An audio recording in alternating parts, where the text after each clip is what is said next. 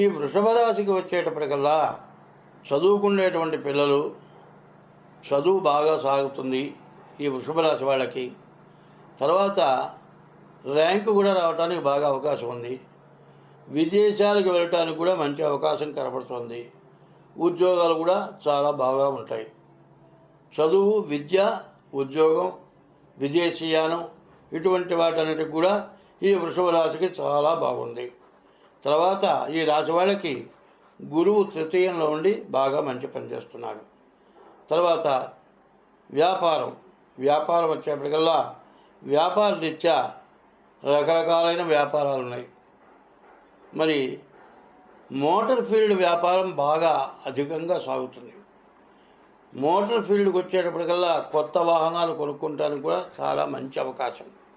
కాదు మా దగ్గర డబ్బులు లేవండి ఎట్లా కొనుక్కోమంటారు అంటే, అప్పు చేసుకున్నా కూడా మరి ఈ వాహనాలు బాకీ తీర్చుకోగలుగుతారు. కారణం ఏంటంటే ఈ వ్యాపారానికి వచ్చేప్పటికల్లా బుధుడు సప్తమంలో ఉన్నాడు, శని ఏకాదశంలో ఉన్నాడు. దీనివల్ల శని ఆల్రౌండర్, అన్ని రకాల వ్యాపారాలకు ఉపయోగపడతాడు. అయితే ప్రధానంగా మోటార్ ఫీల్డ్ సంబంధించిన వాటన్నిటికీ కూడా ఇనుముకి సంబంధించినది ఏదైనా సరే, మరి మోటార్ రిపేర్స్ కావచ్చు, వాహనాలు కావచ్చు, మరి సైకిల్ కావచ్చు, 2 వీలర్ కావచ్చు, 4 వీలర్ కావచ్చు, దాని మీద వ్యాపారం చేసి సంపాదించే వాళ్ళకి మరి మోటార్ ఫీల్డ్ వాళ్ళకి బాగుంది. అన్ని రకాల వ్యాపారాలు కూడా పూర్తిగా బాగా ఉన్నది. అయితే ఈ వ్యాపారాల్లో అన్ని విధాలా లాభిస్తుంది. ఇంకోటి ఏమిటంటే వ్యాపారం కాకుండా పెళ్ళి విషయానికి వచ్చేప్పటికల్లా రాహుకేతువుల మధ్యలో గ్రహాలు పడ్డాయి. కుజుడు వచ్చేటప్పటికల్లా సప్తమంలో పడ్డాడు. ఇది పూర్తిగా కుజదోషం. పెళ్ళి అనేటప్పటికల్లా చాలా జాగ్రత్తగా వివాహం చేసుకోవాల్సిన అవసరం ఖచ్చితంగా ఉన్నది. ఎందుకు అంటే ఈ గ్రహరీత్యా సప్తమ స్థానం కలత్ర స్థానం, వివాహ స్థానం వచ్చేవాడిగా సప్తమ స్థానం. ఆ సప్తమ స్థానంలో కుజుడు ఉన్నాడు. కుజుడు ఉంటే కుజదోషం. ఈ కుజదోషం వల్ల వివాహం జరిగిన తర్వాత వీళ్ళిద్దరికీ కూడా సంపర్కం సరిగ్గా కుదరక వీళ్ళు విడిపడిపోయే పరిస్థితి, ఆఖరి కోర్టులకు కూడా ఎక్కే పరిస్థితి వస్తుంది. ఎట్లా వస్తుంది అంటే మీ జాతకాలు కలవకపోతేనే వస్తుంది. జాతకాలు కలవాలంటే కాలసర్పదోషం, కుజదోషం, షష్టాష్టకాలు ఇవన్నీ కూడా అన్ని రకాలుగా చూసి వివాహం చేసుకోవడం మంచిది.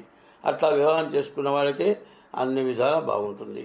తర్వాత రియల్ ఎస్టేట్. ఈ రియల్ ఎస్టేట్ కూడా చెప్పాలంటే ఇప్పుడు మధ్యస్థంగా ఉంది రియల్ ఎస్టేట్. ఈ రియల్ ఎస్టేట్ ఎందుకు మధ్యస్థంగా ఉంది అంటే, దాదాపుగా చెప్పాలంటే ఈ కుజుడు 6 నెలల వరకు మాత్రం బాగుండడు. 6 నెలల తర్వాత భూమి పుత్రో యమశ్చ సహా అని భూమికి సంబంధించిన వాడు కుజుడు అవుతాడు. అటువంటి కుజుడు 6 నెలల దాకా బాగాలేడు. కాబట్టి అమ్మేవాళ్ళు కానీ కొనేవాళ్ళు కానీ చాలా జాగ్రత్తగా చూసి ఈ బిజినెస్ చేసుకోవడం చాలా మంచిది. Stock market. ఈ స్టాక్ మార్కెట్ కూడా శని వక్రించాడు. నవంబర్ 27వ తారీఖు వరకు కూడా శని వక్రించడం వల్ల స్టాక్ మార్కెట్ వ్యాపారం కూడా, విదేశీ వ్యాపారాలు చెప్పాలి అంటే ఎటువంటి పరిస్థితుల్లో కూడా కష్టంగా ఉంటాయి. ఎప్పుడు ఏ రేటు నిలకడగా ఉంటుంది. ముందు పెరిగే సంగతి ఎట్లా ఉంచండి, నిలకడగా ఉండటం కానీ పెరగకుండా ఉండి తగ్గటం కానీ జరగడానికి బాగా అవకాశాలు ఉన్నాయి. కాబట్టి రియల్ ఎస్టేట్ వ్యాపారాలు పూర్తిగా పనికిరారు. తర్వాత విదేశీయానం, విదేశాల వల్ల బాగుంది.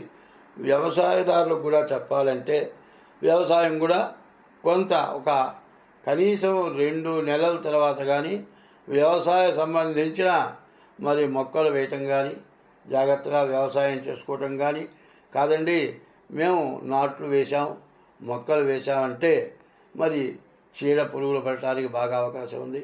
దానికి తగినటువంటి జాగ్రత్తలు పడాల్సిన అవకాశం చాలా ఉంది. కాబట్టి ఈ వ్యవసాయదారులకు కూడా చాలా కష్టదాయకంగా ఉంది.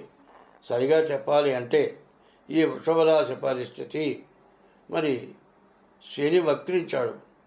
ఏకాదశంలో శని ఉన్నాడని పేరే కానీ నవంబరు 27వ తారీఖు వరకు కూడా శని ఈ రాశి వాళ్ళకి పూర్తిగా ఉపయోగపడడు, మధ్యస్థంగా ఉంటాడు.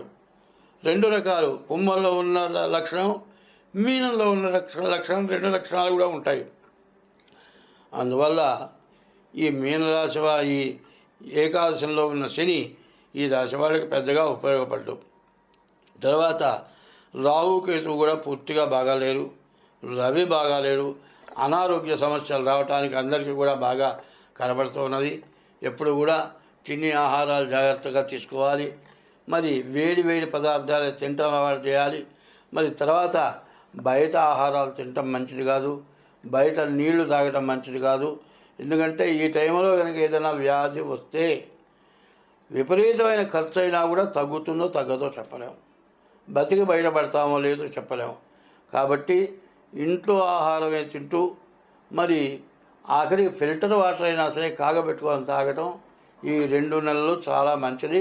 ప్రకృతి పురుషుడు, ఈ ప్రకృతిని కాపాడేవాడు, ప్రకృతిని రక్షించేవాడు, పాపం వల్ల ప్రకృతి ద్వారా మనల్ని శిక్షించేవాడు యఃకర్త, మనల్ని అందరినీ రక్షిస్తున్నటువంటి కర్త, జగతాం భర్త, జగత్తు మొత్తాన్ని పోషిస్తున్నాడు, మనందరినీ సంరక్షిస్తున్నాడు. మరి అందరికీ ఏది కావాలో అన్నీ సమకూర్చి పెడుతున్నాడు.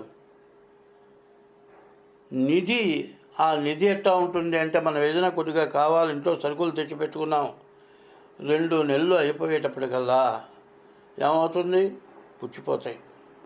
కానీ మనకు సంవత్సరం పొడుగుతా కావాల్సినంత ఇస్తున్నటువంటి సంహర్త, సంరక్షణ చేసేటువంటి వాడు మహసాంనిధి, ప్రపంచం మొత్తానికి, ప్రపంచ దేశాలన్నిటికీ కనపడేవాడు మహసాంనిధి.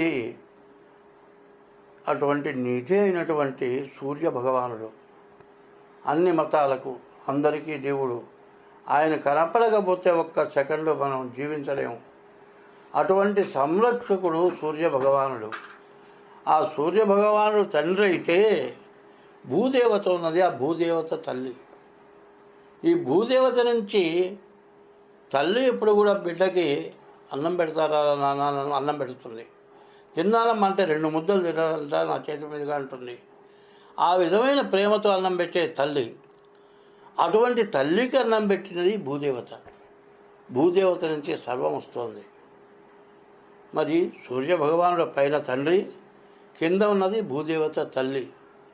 ఈ తల్లిదండ్రుల వల్ల మనమంతా 84 లక్షల జీవరాశులు, భూమి లోపల 21 లక్షలు, భూమి పైన చెట్లతో సహా 21 లక్షలు, ఆకాశంలో 21 లక్షలు, సముద్రంలో 21 లక్షలు.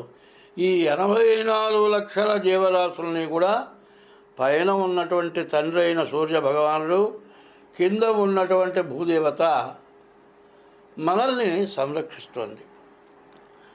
అటువంటి తల్లిదండ్రులకు మనం చేసినటువంటి దుష్కృత్యం వల్ల వాళ్ళకి మన మీద కోపం వచ్చింది. ఇట్లా మీరు పిల్లవాడిని తప్పు చేస్తే తల్లిదండ్రులు దండిస్తారు. అట్లాగే ప్రకృతి పురుషులు సూర్య భగవానుడు, భూదేవత, వాళ్ళు స్త్రీ పురుషాదులు, వాళ్ళ వల్ల వాళ్ళకి బాధ కలగటం వల్ల మనల్ని ఈ సంవత్సరం శిక్షించారు. రోజు కనీసం 2 గంటల పాటు నీకు వచ్చిన మంత్రం ఓం నమో భగవతే నారాయణాయ, లేకపోతే ఓం నమ శివాయ, ఇటువంటి మంత్రాన్ని పొద్దున్నే స్నానం చేసి ఈ మంత్రం జపం చేసి సూర్య భగవానుడికి నమస్కారం చేస్తే మనకు ప్రకృతి సిద్ధించి ఈ రకమైన సమస్యలు, వ్యాధులు అన్నీ పోతాయి. మనం అంతా బాగుంటాం. స్వస్తి.